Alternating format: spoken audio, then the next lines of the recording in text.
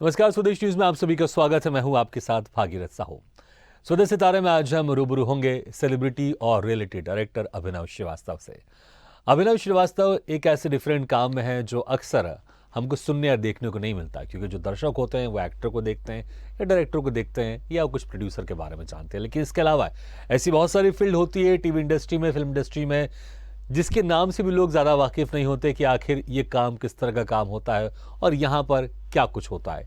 और वैसे ही एक डिफरेंट और एक इम्पॉर्टेंट, एक अहम जिम्मेदारी होती है सेलिब्रिटी डायरेक्टर और रियलिटी डायरेक्टर की। अक्सर आपने देखा होगा कि जो रियलिटी शोज़ होते हैं उसमें जो उनकी रियलिटी कहानी होती है कि वो जो कॉम्पिटिटर है वो आया कहाँ से है, उसकी क्या जर्नी रही है, ये तमाम सारी चीज़ें भी रहती हैं। इसको किस तरह से पेश करना है, कैसे इसको रिकॉर्ड करना है, ये सारी जिम्मेदारी रियलिटी डायरेक्टर की रहती है। और इसके अलावा जो सेलिब्रिटीज़ आते हैं, कौन से सेलिब्रिटीज़ आएंगे, कैसे उनको चयन किया जाएगा और कब आएंगे, कैसे आएंगे, जो सारी जो जिम्मेदारी रहती है वो सेलिब्रिटी डायरेक्टर की रहती है। और ये इम्पॉर्टेंट जिम्मेदारी निभाते हैं अभिनव श्रीवास्तव।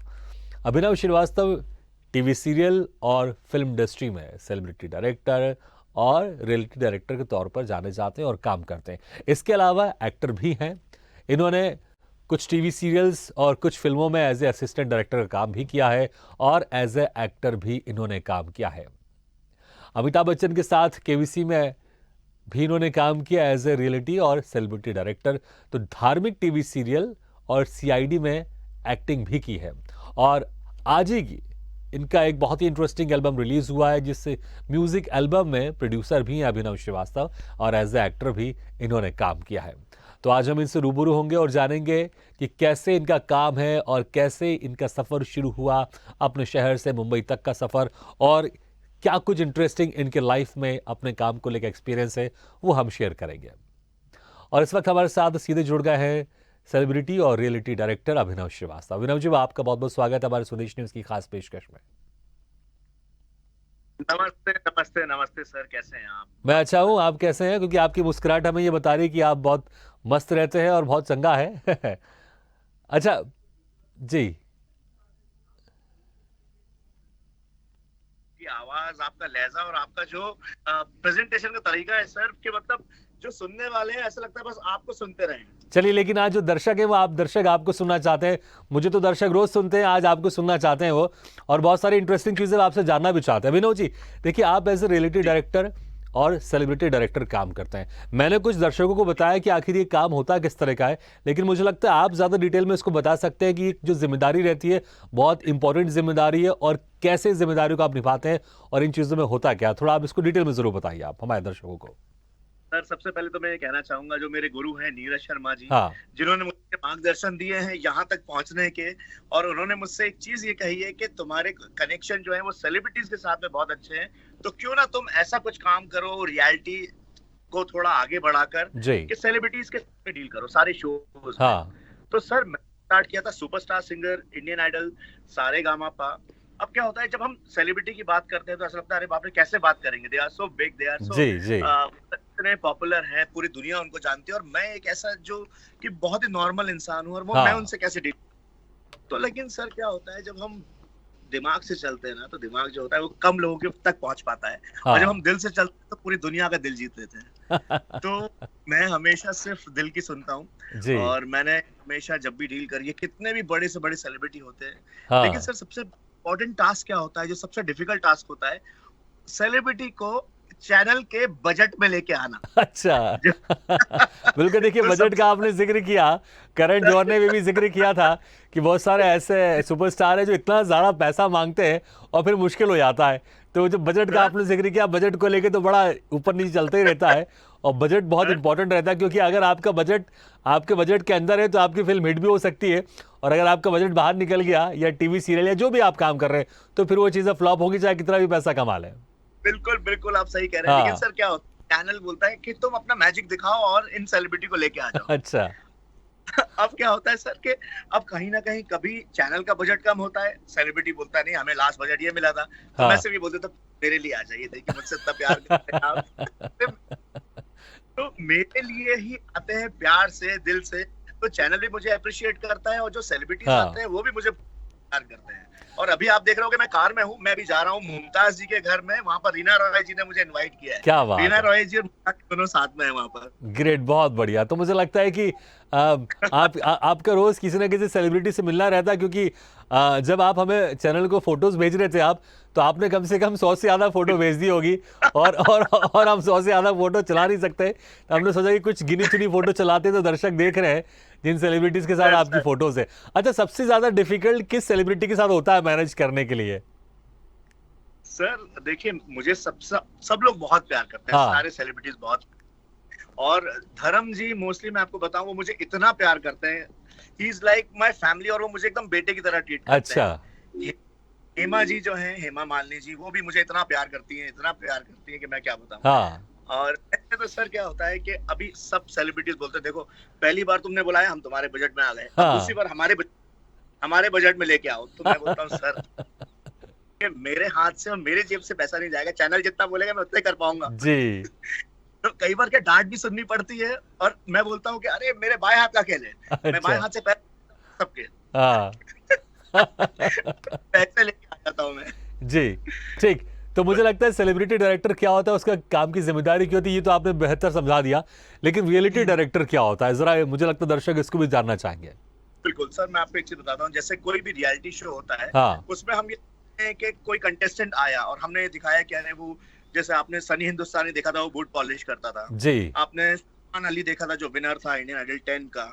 हाँ। वो मतलब मध्य वर्गीय परिवार से था, बहुत ही छोटे परिवार से जी। था। फिर पवनदीप राजन एक पहाड़ों से आया था जो कि सारे इंस्ट्रूमेंट बजाता था। हाँ। अब सर है ना कि हमें ये देखना होता है कि एक टैलेंट है, टैलेंट के साथ साथ और क्या क्या टैलेंट उसके साथ जुड़ा हुआ है, उसकी पूरी बैक स्टोरी, उसकी पूरी फैमिली, उसका गांव, उसका बैकग्राउंड पूरा चेक करने के बाद ही हम जब ऑडियंस तक पहुंचाते हैं, तो ऑडियंस का जो प्यार है वो उस बच्चे को मिलने लगता है, और उस बच्चा वो हिट हो जाता है, जिससे कि उसकी जिंदगी बन जाती है। तो आपने देखा होगा कि जितने भी हमारे कंटेस्टेंट्स आते हैं शो पे, वो कहीं ना कहीं अपने आप को मतलब एक ऐसे लेवल पे देखते हैं जहां पर उन्होंने कभी सोचा भी नहीं होगा कि सपना भी कभी पूरे होते हैं। जी। तो हम लोग सपने पूरे करते हैं सर। बहुत बढ़िया। मतलब वो जो जर्नी रहती है उनकी, रियलिटी जर्नी, कि कैसे वो जहां से आए हैं, कैसे आए यहाँ तक पहुंचे, उनका जो एक जर्नी आप उसको दिखाते हो, जो अक्सर हमने देखा है जितने भी रियलिटी शो रहते हैं उनमें ये कहा जाता है कि 2 मिनट उनकी जर्नी के बारे में हम सुन लेते हैं, देख लेते हैं, या केबीसी में जो भी हॉट सीट में बैठा रहता है उनकी जर्नी भी दिखाई जाती है। तो ये जो सारा जो रहता है डायरेक्शन है, कैसे शूट करना, क्या करना है और क्या स्टोरी होनी चाहिए, ये एक रियलिटी डायरेक्टर की जिम्मेदारी होती है। Yes sir. अच्छा, लेकिन इसको लेके अक्सर ये भी आरोप लगते रहे रियलिटी शो के ऊपर कि जानबूझ के चैनल इस तरह के ना रोने धोने वाले वो चीजें बनाता है कि ताकि लोगों की एक उसके साथ इमोशन जुड़ जाए, और अक्सर ऐसे आरोप लगते रहते हैं। तो मुझे नहीं पता क्या जवाब देंगे आप इस पर, लेकिन मुझे चाहूंगा कुछ आप जरूर जवाब दीजिएगा। जी मैं बताता हूँ सर क्या होता है। सोशल मीडिया में आप देखते हैं यूट्यूबर्स जो है वो अपने चैनल को हिट करने के लिए डाल देते हैं कि अरे ये तो फेक है, ये तो जबरदस्ती रुलवाते हैं, ये जबरदस्ती ऐसे ही कंटेस्टेंट लेके आते हैं जिनकी स्टोरी हो। ऐसा बिल्कुल होता है। रियलिटी शो मतलब रियलिटी शो होता है। अगर कुछ भी फेक हो तो आज लीगली एक्शन होता है रियलिटी शो पर, और ये शोज बंद हो जाते हैं। अच्छा। तो हम लोग वही दिखाते हैं जो रियल होता है। अब देखिए, शो बनाने के लिए कहीं ना कहीं एक रन ऑर्डर बनता है कि कौन सा कंटेस्टेंट पहले आएगा, कौन सा बाद में आएगा, कौन सा गाना गाएगा, सिलेक्शन होता है। लेकिन कुछ भी ऐसा नहीं होता है जिससे कि हम ये मतलब ये दिखाएं कि हमने ये बनाया हुआ, ये क्रिएट किया हुआ है। जो है वो है, और वही दिखाते हैं। That is called the reality. और रोने धोने वाली बात है तो सर मुझे बताइए कि अगर हम एक आम इंसान, हम इंडियन से, हमारे इमोशन से, हमारे इमोशन से ऊपर किसी वर्ल्ड में कोई ऐसी कंट्री नहीं जिसके इमोशंस इतने बड़े हों। बिल्कुल। तो मुझे ऐसा लगता है कि हम अगर कोई भी ऐसी बात सुनते हैं, वो जजेस हैं, जजेस भी इंसान हैं, वो भी हमारी तरह इमोशंस रखते हैं, वो भी सेलिब्रिटी है लेकिन इमोशंस रखते हैं। अब सर कोई भी ऐसी बात है, अगर कोई माँ अपने बेटे को लेके आई है घर के बर्तन बेचकर, उसके पास पैसे नहीं है और उसके पास काम नहीं है, अगर वो आई, अगर वो रियल है तो सर रियल तो इमोशंस आएंगे ही। हम बोलते हैं नेहा कक्कड़, विशाल जी रोते, सब रोते हैं, हिमेश जी भी रोते हैं। सर क्यों? क्योंकि इमोशंस, रियल इमोशन जुड़े हैं, जो हिंदुस्तान के इमोशंस हैं वो जुड़े हुए हैं। तब जाके शो बनता है, तब जाके हम हिंदुस्तान को कनेक्ट करते हैं अपने शो से। नहीं, और मुझे लगता है कि जो चीज उनके साथ बीती है वो चीज़ अगर दिखा रहे हैं, लोगों तक पहुंच रही, तो उसमें बुरा क्या है? वो तो हम सिर्फ दिखा रहे हैं चैनल वाले, वो चीज़ तो उनके साथ हो चुकी है। और मुझे लगता है इससे मोटिवेशन भी लोगों को मिलता है कि जो सोचते हैं कि नहीं, हम तो गरीब परिवार से हैं या हमारे पास ये सहूलियत नहीं है, हम कैसे उस मुकाम तक पहुंच सकते हैं। मुझे लगता है ये मोटिवेशन भी उन सबके लिए है, जब वो जर्नी देखते होंगे कि नहीं, कि जब ये पहुंच सकता है तो हम क्यों नहीं जा सकते हैं। और मुझे लगता है बहुत अच्छी चीज़ है। बाकी तो फिर देखिए, ऐसा है कि आलोचनाएं करने वाले हर चीज़ में ढूंढ लेते हैं, गलतियां निकालने वाले हर अच्छी चीज़ में गलतियां निकाल लेते हैं। इसलिए मुझे लगता है कि इनसे ज़्यादा बेहतर है कि जो अच्छा काम हो वो बेहतर होना चाहिए और होते रहना चाहिए। अच्छा, बहुत सारे सेलिब्रिटी का हम फोटोज देख रहे हैं, अमिताभ बच्चन के साथ भी हम फोटोज देख रहे हैं आपकी। केबीसी बड़ा ही सुपर डुपर हिट है, रियलिटी शो होता है और सब लोग को बड़ा मजा आता है। और मुझे ऐसा लगता है कि क्योंकि बहुत सारे एक्टर, सिंगर, डांसर मेरे साथ जुड़ते हैं, तो मैं उससे अक्सर ही सवाल करता हूँ, क्योंकि मुंबई कोई जाता है, वो मुझे लगता है कि अमिताभ बच्चन से मिलना नहीं चाहे, ऐसा हो नहीं सकता। हर कोई चाहता है अमिताभ बच्चन से मिले, अमिताभ बच्चन के साथ काम करे। और मैंने सबके डिफरेंट एक्सपीरियंस मैंने सुने उनके, कि कोई कहता है कि मैं तो स्तब्ध रह गया देखकर, मैं तो समझ नहीं पाया मुझे क्या बोल रहा है। जब आप पहली बार मिले अमिताभ बच्चन जी से, आपका रिएक्शन क्या था और उनका रिएक्शन क्या था? सर मैं एक चीज बताता हूँ क्या हुआ कि जब मैं बॉम्बे आया था, हाँ। तो मैं यही बोलता था, आज कुछ तो बात होगी तो तो अब सर क्या हुआ, एक ऐसी अपॉर्चुनिटी मिली मुझे अमिताभ जी से। पहली बार मैं मिला था स्टारडस्ट अवार्ड में 2014 में, was the red carpet director on that show. पर जब मैं मिला तो मुझे वहां पर जो मोरानी से, जो सिनेयोग के ओनर है मोहम्मद मोरानी जी, वो मुझसे बोले कि Abhinav, this is a task for you, तुमको अमित जी को, बच्चन साहब को रोकना है और उनसे ये पूछना है 100 इयर्स ऑफ सिनेमा के बारे में। तो क्या हुआ सर, अमिताभ जी आए, वो बुके लेके आए थे, क्योंकि स्टारडस्ट के जो ओनर था उनका बर्थडे था। और वो जब निकल गए तो मैंने बोला, सर एक इंटरव्यू आपको लेना है। तो कहता है, मैं आता हूँ बेटा, तुम्हारे पास आता हूँ। ठीक है, अब मुझे क्या पता आएंगे नहीं आएंगे, लेकिन सर पीछे उन्होंने मेरे कंधे पे हाथ रखा, कहता अच्छा बताइए आपको कह रहे थे। और मैंने बोला, सर ये क्या बात हो गई, मतलब ये तो मेरे लिए तो सोने पे सुहागा हो गया। फिर उसके बाद सर मैंने उनसे इतने क्वेश्चन, मेरे सवाल उनके जवाब, बच्चन साहब क्या बोलते हैं, कहते अरे भैया आपको अपने सवालों में हमको उलझा के ऐसा रख दिया, आपके सवाल और हमारे जवाब खत्म ही नहीं हो पा रहे। क्या I feel so bad, and everybody appreciate me that you know कि you have that guts, you can, आपने बच्चन साहब को रोक जी। बोला सर वो एक अचीवमेंट था। फिर उसके बाद केबीसी में मिले, तो फिर तो सर जर्नी बहुत अच्छी रही उनके साथ। अच्छा, हम खली के साथ भी तस्वीर देख रहे हैं, मतलब तो मुझे लगता है कि खली ऐसे ही जिनके साथ हर कोई सर उठा के बात करता है। बिल्कुल क्योंकि उनकी हाइट बहुत लंबी है। तो कैसा एक्सपीरियंस था? क्योंकि देखिए, मैं अक्सर उनको बोलते हुए सुनता हूँ, मुझे बड़ा ध्यान लगा कि सुनना पड़ता है वो बोल क्या रहे हैं वो। तो आपकी डीलिंग कैसी होती है? ऐसा तो नहीं कि आपने कुछ बोला, उन्होंने कुछ बोला और कभी कुछ कंफ्यूजन हो गया कि मैंने 2 बोले थे और तुमने 4 सुन लिया, मैंने 4 बोले तुमने 2 सुन लिए, ऐसा कुछ तो नहीं हुआ कभी? ऐसा ना, दिल के बच्चे एकदम, उनकी बॉडी और सब बड़ा है, अच्छा कमाल है, लेकिन दिल के एकदम सॉफ्ट, मतलब इतने दिल के एकदम बच्चे हैं। और जब उनसे बात करो तो वो ऐसे मिलते हैं जैसे हम लोग कोई रिस्पेक्टफुली किसी से मिलते हैं ना, वो बिल्कुल सबसे ऐसे ही मिलते हैं, जैसे बोलते हैं पंजाब से जो लोग भी आते हैं, वो सबसे लगते हैं, वैसे ही खली सर भी है। बिल्कुल मुझे लगता है कि दर्शकों ने उनको, पूरी हमारे देशवासियों ने उनको देखा है, उनको रिंग में तो देखा है मारधाड़ करते हुए, लेकिन बिग बॉस में उनका जो एक दूसरा साइड था वो लोगों ने देखा, बड़ा प्यारा साइड था वो। और वैसे कहते भी कि जो जितना बड़ा पेड़ होता है वो उतना झुका रहता है, वो उतना फलदार भी होता है। तो मुझे लगता है खली जी उसके बेस्ट एग्जाम्पल है कि इतना बड़ा शरीर के साथ, इतनी ताकत के साथ, वो इतने विनम्रता के साथ लोगों से बात करते हैं। और बिग बॉस में हमने देखा उनको बहुत प्यार से, बहुत स्वीटली बात करते हैं वो। अच्छा जी, बिल्कुल, आप एज ए सेलिब्रिटी डायरेक्टर हैं, आप एज ए रियलिटी डायरेक्टर हैं, लेकिन आप एज ए असिस्टेंट डायरेक्टर भी रहे, जो फिल्में बनती हैं या टीवी सीरियल बनते हैं। आपने CID में एज ए असिस्टेंट काम किया है, जो कम्युनी फिल्म थे आपने उसमें एज ए काम किया असिस्टेंट। तो ये इतने सारे टास्क आप करते हैं, एग्जैक्टली कि ये इधर असिस्टेंट डायरेक्टर आप पहले थे या बाद में थे, और क्या चाह रहे थे आप? एक्टिंग करना चाह रहे थे, क्या करना चाह रहे थे? क्योंकि हमने अक्सर देखा है लोग मुंबई जाते करने कुछ चाहते हैं और बन कुछ जाते हैं, और कुछ करना और चाह रहे होते कुछ और हो जाता है वो। तो आप एग्जैक्टली क्या करना चाह रहे थे जब आप शुरुआत में गए थे मुंबई? आप सर जब मैं बॉम्बे गया था तो मैं सीट के एग्जाम देने गया था, common entrance test Maharashtra board to do the MBA। Okay, और मैं यहाँ पर रहता था रूममेट्स के साथ में, जो रूममेट्स से सब एक्टिंग, कोई असिस्टेंट डायरेक्टर। तो एक दिन क्या, मेरी छुट्टी थी, तो उन्होंने बोला अभिनव चलो ऑडिशन पे चलते हैं। चलो चलते हैं। ऑडिशन पे गए सर, सबको स्क्रिप्ट दी, मुझे भी स्क्रिप्ट दी। मैंने बोला मैं तो नहीं करूंगा, लेकिन तुम लोगों को स्क्रिप्ट याद करा दूंगा। और सर वो प्रोडक्शन हाउस था, वहां पर अंगीरा वत्स जो क्रिएटिव डायरेक्टर थी शो की, हाँ मैं सबको सीन बता रहा था, तो वो मेरे पास आई, बोली कि आप क्या कर रहे हो, आप ऑडिशन देने आए हो? मैंने बोला नहीं हाँ मैम, मैं तो बता रहा हूँ सीन में होता क्या है। हाँ तो उन्होंने पूछा आप असिस्टेंट डायरेक्टर है? मैंने बोला मैडम मैं तो एरोमैक्स कंपनी में as a data manager job करता हूँ अभी, अच्छा मैं वहाँ पे आया हूँ। हाँ तो कहते अच्छा डायरेक्टर से मिल लीजिए जाकर। मैं हाँ डायरेक्टर से, डायरेक्टर ने बोला आप कहाँ से? मैंने बोला सर भोपाल से हूँ। कहते अच्छा आपका नाम क्या? अभिनव श्रीवास्तव। कहता अरे मैं निखिल सिन्हा हूँ। तो हमारी और दोनों की जो लाला वाली बॉन्डिंग थी वो अटैच हो। फिर उसके बाद उन्होंने वो बोला जम कि गई तुम वो। जी यस स्क्रिप्ट निकालो, पढ़ के बताओ क्या हो रहा है। तो हाँ मैंने बोला सर ये हो रहा है, ये सीन है, राजा का महल लगा हुआ है, सजा हुआ है। तो उनको वो इम्प्रेस हो गए, कहते यार तुम तो असिस्टेंट डायरेक्टर करो मेरे साथ में। हाँ मैंने बोला सर अभी कॉमन एंट्रेंस टेस्ट की तैयारी कर रहा हूँ और साथ में मैं अपना जॉब भी कर रहा हूँ एक। तो हाँ बोले कि नहीं मैं काम करो, आ जाओ मेरे साथ आ जाओ, तुम हाँ अलादीन सीरियल असिस्टेंट डायरेक्टर काम करना। जी मैंने ठीक है करो।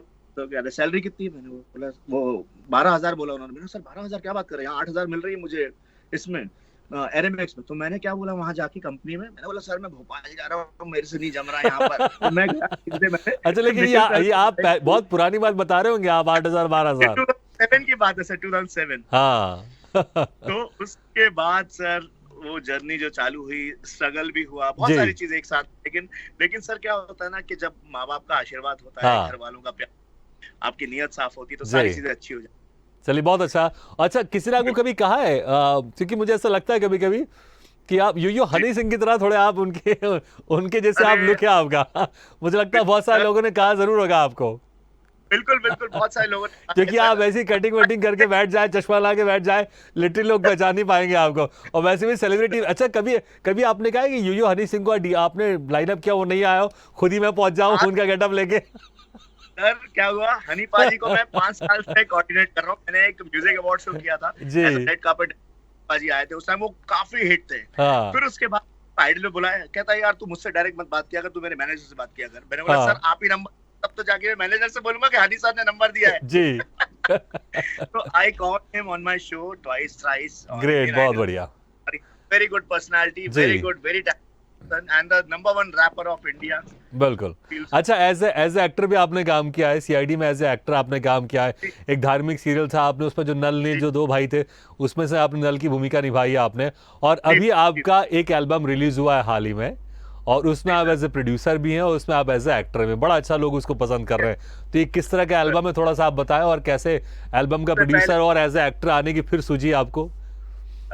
सर सबसे पहले तो मैं एक चीज कहना चाहूंगा, ये जो एल्बम हमने बनाया है, हाँ जैसे लोग शराब पीना सही नहीं होता, और सर वो सच है, drinking is injurious to health. हाँ ये गाना एंटरटेनमेंट के लिए बनाया है हाँ और किसी के लिए नहीं बनाया। आप देखते हो कि फिल्म में भी गाने होते हैं, बच्चन साहब ने कितने गाने ऐसे किए जी हैं जी जो जी शराबी मूवी करी है, बहुत सारी पिक्चरें करी है, अच्छा बट ही डोंट।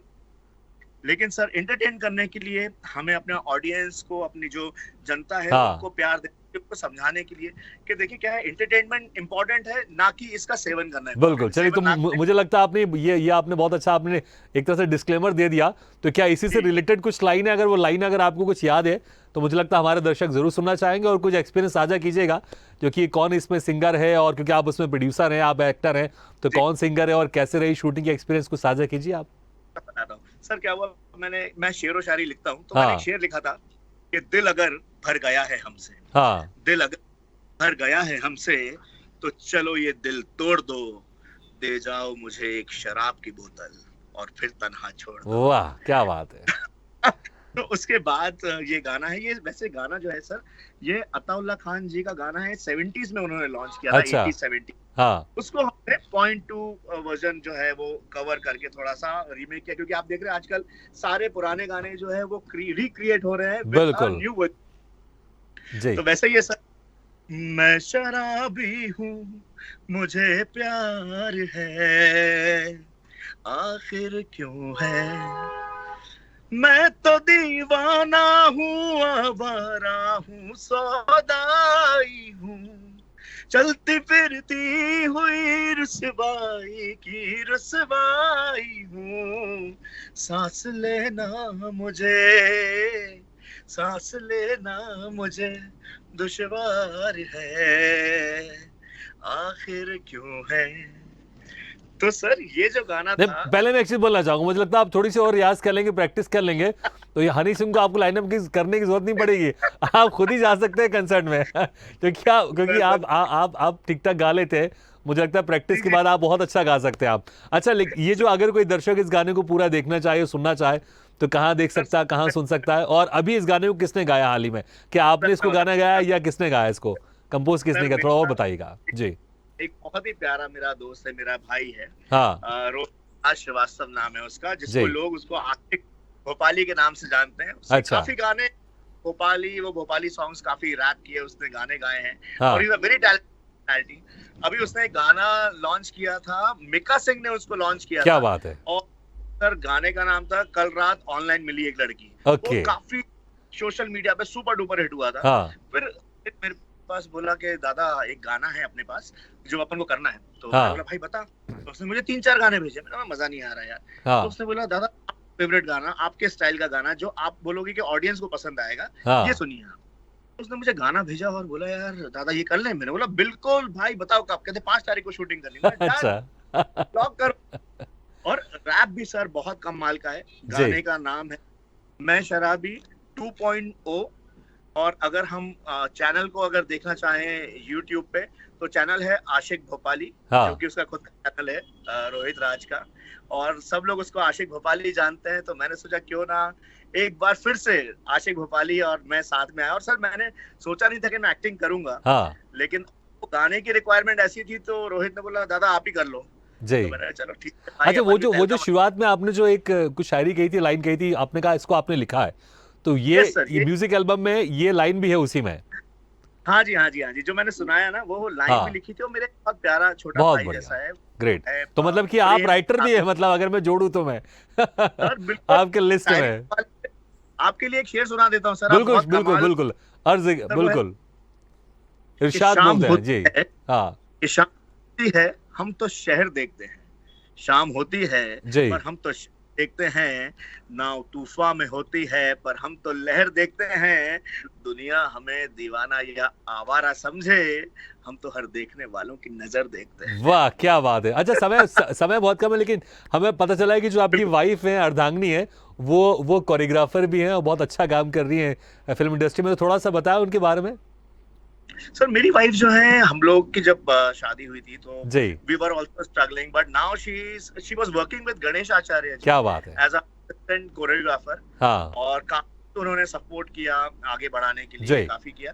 अभी now she is a individual choreographer. अभी उनकी एक पिक्चर आई थी जनहित में जारी, जो मेरा बहुत अच्छा दोस्त है राज चांदनी करते हैं फिल्म के, और जिन्होंने ड्रीम गर्ल डायरेक्ट करी है, ड्रीम गर्ल 2 आ रही। तो उसमें उन्होंने गाना किया था, उड़ा गुलाल इश्क वाला के नाचे राधा। और अभी सतीश कौशिक जी की 2 फिल्में आ रही हैं, वो कर रही हैं। अभी अपकमिंग फिल्म अभी 19th को she is doing a ad with Ranbir Kapoor. Great, बहुत बढ़िया। तो मुझे लगता है कि पूरी फैमिली में भर भर के टैलेंट भरा हुआ है। समय बहुत कम है हमारे पास अभिनव जी, नहीं तो हम आपसे और चर्चा करते। बड़ा अच्छा लग रहा था मुझे आपसे बात करके। लेकिन आपकी वाइफ को और आपको बहुत बहुत शुभकामनाएं। और किसी समय हम आपकी वाइफ का भी इंटरव्यू करेंगे और डिटेल में हम उनसे बातचीत करेंगे। लेकिन आपके इस जो अभी हाल ही में म्यूजिक एल्बम रिलीज हुआ, इसके लिए बहुत बहुत शुभकामनाएं। आप ऐसे हंसते रहे, मुस्कुराते हो। थैंक यू वेरी मच, आपने वक्त निकाल कर हमारे इस कार्यक्रम में शिरकत किया। Thank you so much. Thank you very much Abhinav ji, thank you. तो सुबह सितारे में आज हम रूबरू हुए अभिनव श्रीवास्तव से। अगले बार हम फिर किसी शख्सियत से मुलाकात करेंगे। तब तक के लिए दीजिए इजाजत। लेकिन खबरों का सिलसिला लगातार जारी, आप देखते रहिए स्वदेश न्यूज़। सबसे पहले देश।